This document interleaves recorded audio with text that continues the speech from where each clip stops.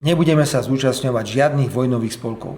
Nebudeme darovať v Ukrajine žiadnu smrtiacú pomoc. Nebudeme sa zúčastňovať na žiadnych pôžičkách alebo finančných daroch vojnového charakteru.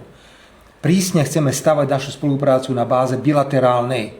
Robiť projekty, ktoré sú zaujímavé pre obidve krajiny. A hlavne medzihraničná, cezhraničná spolupráca je v tomto mimoriadne dôležitá. Aj tu skúsenosti pani europoslankyne sú nenahraditeľné. A treba si uvedomiť, že vojna na Ukrajine raz skončí. Nevieme kedy, lebo to nevyzerá dobre. Viete, keď lejete olej do toho ohňa alebo benzín, tak to bude pokračovať ešte dlho, ale raz to skončí. Raz to skončí a Ukrajina ako obrovská krajina je dôležitý partner pre Slovensko. My máme záujem na dobrých priateľských vzťahoch, ale tie sa preukazujú v konkrétnych projektoch.